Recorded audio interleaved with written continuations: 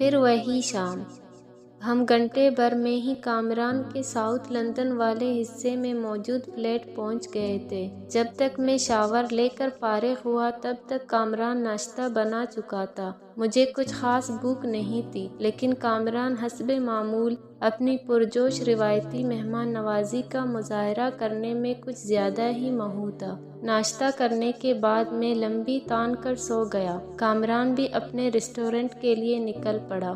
شاید شام کے 4 بجے ہوں گے جب میری آنکھ کسی شور سے کھل گئی۔ کامران کا یہ فلیٹ ساؤتھ لندن کے پوش ایریا میں واقع تھا۔ یہ دراصل سرخ اینٹوں سے بنے 2 منزلہ اپارٹمنٹس کی ایک لمبی سی قطار تھی، جس میں انتہائی چوڑی سڑکوں کے درمیان یہ اپارٹمنٹس شاید 8 یا 10 قطاروں میں بنے ہوئے تھے۔ ہر قطار میں 8 2 منزلہ اپارٹمنٹس اس طرح ساتھ ساتھ جڑے ہوئے تھے کہ سب مکانوں کے آگے کا باغیچہ ایک لمبی سی قطار میں سیدھا چلا گیا تھا۔ البتہ درمیان میں سب مکانوں کو علیحدہ کرنے کے لیے خوبصورت توازن سے کٹی ہوئی ہری باڑ موجود تھی۔ ہر مکان کے باہر ایک خوبصورت سا پوسٹ بک لگا ہوا تھا، جس پر مالک مکان کا نام کنندہ تھا۔ مجھے یاد تھا جب ہم چھوٹے تھے تو ڈرائنگ کی کاپی پر لکڑی کے اسی پوسٹ بکس جیسا ایک چھوٹا سا مکان ہر بچہ بناتا تھا۔ میرے کمرے کی گھڑی اپنی بالکنی سمیت پچھلی سڑک کی طرف کھلتی تھی۔ یہ ہلکا سا شور بھی اسی پچھلی سڑک پر بنے قطار نمبر 2 کے اپارٹمنٹس کی طرف سے آ رہا تھا۔ میں بالکنی میں کھلتا شیشے کا دروازہ کھول کر ٹیرس میں نکل آیا۔ برف باری تھم چکی تھی، لیکن آس پاس دور تک ہر چیز کو برف نے ڈھانپ دیا تھا۔ سڑک کے پار گلی کے چند بچے برف کا پتلا بنانے میں مشغول تھے۔ یہ شور انہی کے معصوم کہکوں اور آپس میں تکرار کا تھا۔ ان میں سے ایک گروپ پتلے کی ناک کی جگہ گاجر لگانا چاہتا تھا، جبکہ دوسرا گروپ ناک کو لکڑی کی ایک موٹی کیل سے سنوارنا چاہتا تھا۔ بالآخر دونوں گروپوں میں گاجر پر اتفاق رائے ہو گیا اور پتلے کو ہیٹ، مفلر اور کوٹ وغیرہ بھی پہنا دیا گیا۔ آس پاس سے گزرتے ہوئے لوگ بچوں کی اس کاوش کو رک کر دیکھتے اور مسکرا کر آگے بڑھ جاتے۔ اب اندھیرا چھانے لگا تھا۔ ویسے بھی سردیوں کی شام جلدی ہی اتر آتی ہے۔ رفتہ رفتہ بچوں کی ماؤں نے کھڑکیوں اور دروازوں سے جھانکتے ہوئے انہیں پکارنا شروع کر دیا، اور بچے ایک ایک کر کے پتلے سے رخصت لیتے ہوئے وہاں سے چل دیے۔ شاید ساری دنیا کی مائیں اندر سے ایک ہی جیسی ہوتی ہیں۔ اندھیرے میں بچوں کو کھیلنے سے منع کرنے والیاں، شام ڈھلنے سے پہلے گھر واپس لوٹ آنے کی تاکید کرنے والیاں، اور بچوں کے دیر تک نہ آنے پر دروازوں، کھڑکیوں اور صحن میں کھڑے ہو کر آواز لگانے والیاں۔ جیسے جیسے شام ہو رہی تھی، سردی کی شدت بھی بڑھتی جا رہی تھی۔ سڑک کے کنارے کھڑا کافی والا اسپریسو کافی کے گرما گرم مگ آتے جاتے راہگیروں کو پیش کر رہا تھا۔ سردی سے ٹھٹھرتے جوڑے چلتے چلتے کچھ دیر رکتے اور گرم کافی حلق میں انڈیل کر آگے بڑھ جاتے۔ اس وقت بھی ایک خوبصورت نوجوان جوڑا اسٹال کے سامنے کافی پینے کے لیے رکا ہوا تھا۔ لڑکی اپنی بڑی بڑی آنکھیں پٹ پٹائے ہوئے کافی کے بڑے سے مگ سے نکلتی ہوئی بھاپ کے عقب سے شرارت سے لڑکے کو دیکھ رہی تھی اور باتیں کرتے ہوئے مسکرائے جا رہی تھی۔ ہم انسان بھی کس قدر ظاہر پرست اور ظاہر پسند ہوتے ہیں۔ کافی کے مگ سے اٹھتا ہوا دھواں سب کو دکھائی دے جاتا ہے، لیکن اپنے آس پاس بستے انسانوں کے سینے سے اٹھتا ہوا دھواں سب کی نظروں سے اوجھل رہتا ہے۔ اب مکمل اندھیرا چھا چکا تھا۔ سڑک کے کناروں پر لگے لیمپ پوسٹ جل چکے تھے۔ پھر وہی شام تھی، پھر وہی میں تھا، پھر وہی بیتی یادوں کے محب سائے تھے۔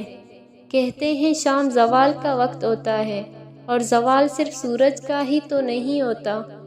مجھ پر تو ویسے بھی یہ وقت زوال بہت بھاری ثابت ہوتا تھا۔ جتنی تنہائی میں نے اپنی زندگی میں شام کے وقت محسوس کی ہے، اتنی کسی اور پہر میں کبھی نہیں جھیلی۔ وفتاً فلیٹ کے لاؤنج میں رکھا فون بج اٹھا۔ دوسری طرف سے کامران کی چہکتی ہوئی آواز سنائی دی، اے میرے اداسیوں کے پرستان کے شہزادے، رات کے کھانے کا کیا پروگرام ہے؟ اگر باہر چلنا ہے تو تیار ہو جاؤ، میں آدھے گھنٹے میں پہنچ رہا ہوں۔ اگر گھر پر ہی کھانا ہے تو میں ڈرائیور سے کہتا ہوں کہ راستے سے کچھ لیتے ہوئے گھر چلے۔ مجھے کچھ حیرت سی ہوئی۔ تم نے ڈرائیور رکھ لیا ہے؟ وہ کیوں؟ کامران کی مخصوص ہنسی کی آواز فون پر گونجی۔ دراصل جب میں اپنے کیفے کو بند کر کے نکلتا ہوں تو وہاں سے گھر تک کے راستے میں خود اپنے آپ ہی اپنا ڈرائیور ہوتا ہوں۔ دوسروں کو ڈرائیور کا بتانے میں شخصیت ذرا رعبدار رہتی ہے۔ میرے منہ سے اس کی شان میں کچھ الفاظ نکلے اور میں نے فون بند کرتے ہوئے کہا، تم کبھی نہیں سدھر سکتے۔ میرا گھر سے نکلنے کا موڈ نہیں ہے، کھانا گھر پر ہی کھائیں گے۔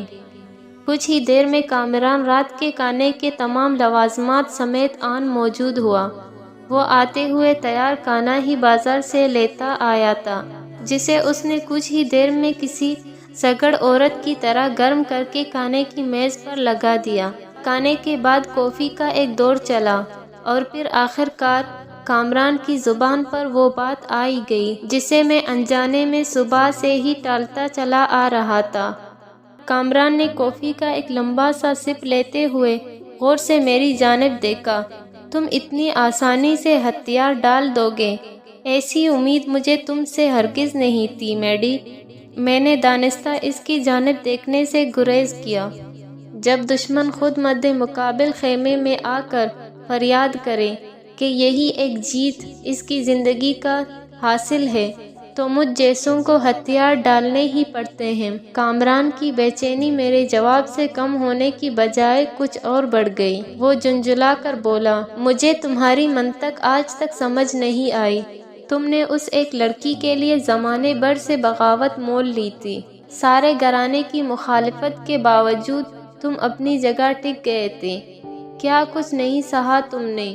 باپ نے تمہیں آگ کر ڈالا، ماں نے ناتا توڑ لیا، گھر بار چھوٹ گیا، پھر یکایک تم نے دستبرداری کا اعلان کیسے کر دیا؟ میرے لبوں پر کمزور سی ایک مسکراہٹ ابھر آئی۔ شاید زمانے کی سختیوں نے مجھے احساس دلا دیا کہ محبت صرف ایک بے وقوفی ہے۔ اپنے گھر کا عیش و آرام چھوڑ کر صحراؤں اور جنگلوں کی خاک چاننے والے صرف احمق ہوتے ہیں اور کچھ نہیں۔ کامران صوفے سے اٹھ کر میری جانب آیا اور میرے کندھوں پر ہاتھ رکھ کر جھک کر میری آنکھوں میں آنکھیں ڈال کر بولا، میں تمہیں 6 سال کی عمر سے جانتا ہوں مسٹر حماد امجد رضا۔ پچھلے 20 سالوں سے ہم دونوں ایک ہی ساتھ ہیں۔ ہمارا بچپن، ہماری جوانی ایک دوسرے کے سامنے کسی آئینے کی طرح آیا ہے۔ تمہارا شمار انہی احمقوں میں ہوتا ہے جو گھر کا نرم بستر چھوڑ کر در بدر کی تپتی ریت چاندتے پھرتے ہیں۔ اس وقت تم تھکے ہوئے ہو، جا کر سو جاؤ، ہم اس موضوع پر پھر کبھی بات کریں گے۔ کامران مجھے تبکی دیتا ہوا اپنے کمرے کی جانب بڑھ گیا۔ میں وہی آرام کرسی پر کھڑکی کے سامنے بیٹھا باہر سناٹے میں درختوں کی ٹہنیوں سے جو برف کے بوجھ سے بھاری ہو کر جھکی ہوئی تھی برف گرنے کی مخصوص دپ دپ سنتا رہا۔ باہر آسمان سرخ انگارا سا ہو گیا تھا اور یہاں اندر کمرے میں آتش دان میں جلتی لکڑیوں کے چٹکنے کی آواز اور دیوار پر لپکتے شعلوں کے سائے تھے۔ رات ڈل رہی تھی اور میرا ذہن ماضی کے دریچوں کو پلانگتا ہوا 2 سال پہلے کی اس شام کی یادوں تک جا پہنچا تھا جب میری ایمان سے پہلی ملاقات ہوئی تھی۔